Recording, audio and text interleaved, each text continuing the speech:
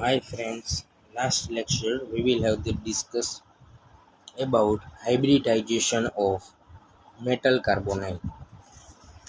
So for that today we will discuss about physical evidence for multiple nature in metal carbonyl bond.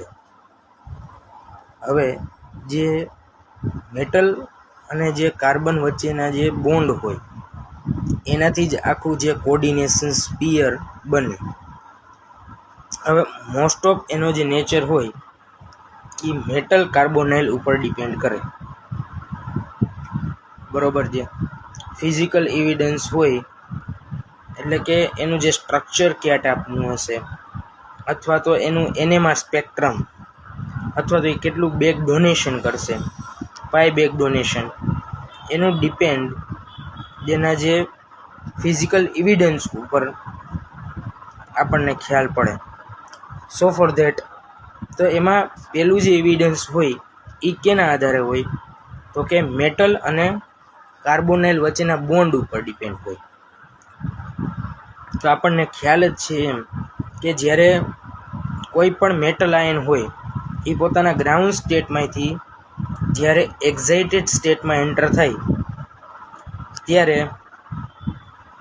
એ પોતાની જે પાઈ back donation કરે અને એના through જે metal હોય એ પોતે લિગેન્ડ સાથે બોન્ડ ફોર્મેશન કરી અને કોર્ડિનેશન સ્પીયરનું ફોર્મેશન કરે.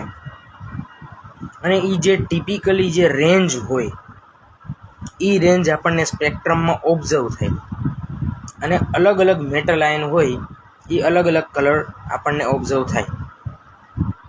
સો આમાં સમજવાનું એટલું કે જે પાઈ બેક ડોનેશન થાય છે ડી ઓર્બિટલ્સમાં, બરોબર છે, એ મેટલ આયન અને જે લિગેન્ડ વચ્ચે જે પાઈ બેક ડોનેશનની કેપેસિટી છે એની ઉપર મેટલ અને કાર્બોનાઇલના બોન્ડનું ડિપેન્ડન્સી રહેશે. જેટલું પાઈ બેક ડોનેશનની કેપેસિટી વધારે એમ મેટલ અને કાર્બન વચ્ચેનો બોન્ડ કેવો લેસ બોન્ડિંગ રહેશે. બરોબર છે. બીજી ડિપેન્ડન્સી હોય તો કે એના સ્ટ્રક્ચર ઉપર. તો કે હું એમ કહું કે એક પહેલાં આપણે એક એક્ઝામ્પલ NiCO4. તો એમાં જે CO એઝ અ લિગેન્ડ છે, પણ એ જે CO છે એ ફ્રી ફોર્મમાં છે, એઝ અ ન્યુટ્રલ મોલિક્યુલ છે. એ જે કોર્ડિનેશન સ્પીયર બન્યું છે મેટલ અને લિગેન્ડ વચ્ચેનું જે કોર્ડિનેશન સ્પીયર છે એમાં એક જ ન્યુટ્રલ મોલિક્યુલ પ્રેઝન્ટ છે, કાર્બન મોનોક્સાઇડ. એની ઉપર કોઈ પણ પ્રકારનો કોઈ પોઝિટિવ ચાર્જ કે નેગેટિવ ચાર્જ પ્રેઝન્ટ નથી. તો આ જે ફ્રી મોલિક્યુલની કેપેસિટી હોય તો એનું જે સ્પેક્ટ્રમ એનાલિસિસ આપણે કરી કે કોઈ પણ આપણે જે પાઈ બેક ડોનેશન થાય અને ત્યારે જે મેટલ આયન હોય એ અલગ અલગ મેટલ આયન પોતાના ગ્રાઉન્ડ સ્ટેટમાંથી એક્સાઇટેડ સ્ટેટમાં એન્ટર થાય ત્યારે અલગ અલગ સ્પેક્ટ્રમ આપણને ફોર્મેશન થાય. તો એ રેન્જ હોય એ અલગ અલગ જોવા મળે. તો સૌથી પહેલાં કાર્બન મોનોક્સાઇડ જે હોય, free molecule of carbon monoxide, એ આપણને એની રેન્જ સૌથી વધારે જોવા મળે. એના પછી કે કોઈ પણ મેટલ આયન હોય જેમ કે MnCO6+. હવે ઉપર પોઝિટિવ ચાર્જ આવ્યો રેડી એટલે કેટાઇન ફોર્મેશન થયું. કેટાઇન ફોર્મેશનની સ્ટ્રેન્થ એના કરતાં થોડીક ઓછી, એટલે કે કાર્બન અને ઓક્સિજન વચ્ચેની જે મેટલ આયન હોય કાર્બોનાઇલ વચ્ચેનું જે MC બોન્ડ, મેટલ કાર્બોનાઇલ બોન્ડની ડિપેન્ડન્સી લેસ થતી છે. જેમ જેમ ચાર્જ મોલિક્યુલ થાય એમ ન્યુટ્રલ મોલિક્યુલની સૌથી વધારે. એના પછી આવે કેટાયન, પછી આવે એનાયન. તો કે એનાયન એટલે નેગેટિવ ચાર્જ, જેમ કે એક્ઝામ્પલ VCO6, બરોબર, વેનેડિયમ. અને જે વેનેડિયમ છે એ કાર્બન મોનોક્સાઇડ આરે 6 કાર્બન મોનોક્સાઇડ એ વેનેડિયમ સાથે જોઈન્ટ હોય અને ઉપર એના મેટલ કોમ્પ્લેક્સ ઉપર માઇનસ, એટલે કે એનાઇન ફોર્મેશન થયું. તો એની ફ્રીક્વન્સી સૌથી ઓછી. સો ફોર ધેટ આ આપણને બીજું એવિડન્સ મળ્યું કે ચાર્જ સેપરેશન ઉપરથી. પહેલું એવિડન્સ હતું મેટલ અને કાર્બોનાઇલ બોન્ડ ઉપરથી, બરોબર છે. બીજું એવિડન્સ છે કે એ જે લિગેન્ડ હોય, બરોબર, એના ચાર્જ ઉપર, કે આખું જે કોર્ડિનેશન સ્પીયર છે એમાં જે ન્યુટ્રલ મોલિક્યુલ પ્રેઝન્ટ છે, એનાયન પ્રેઝન્ટ છે, કેટાયન પ્રેઝન્ટ છે, એના આધારે.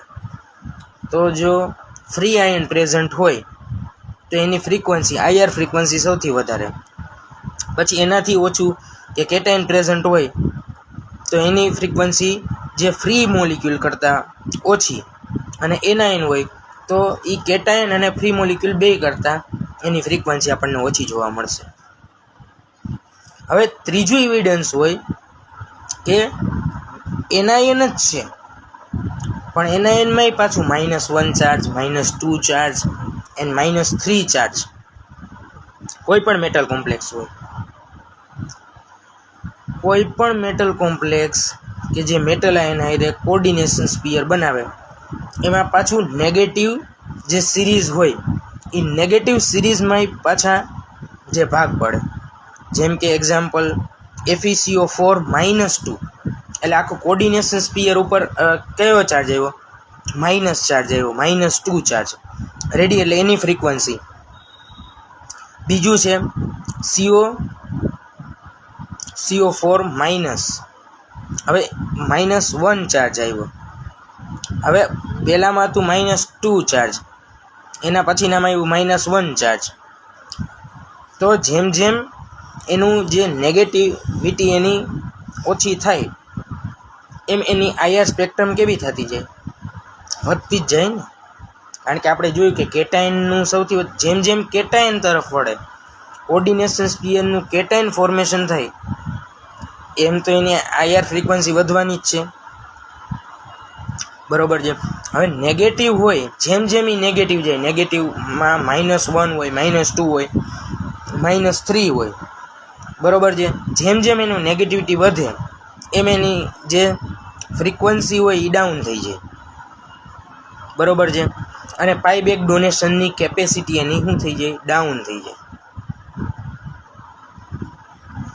તો આ જે અમુક પ્રકારના એવિડન્સ હોય જે મેટલ કાર્બોનાઇલના ફોર્મેશન માટે બહુ જરૂરી હોય. So for that it is the whole physical evidence for multiple nature of the MC bond. So thanks for watching.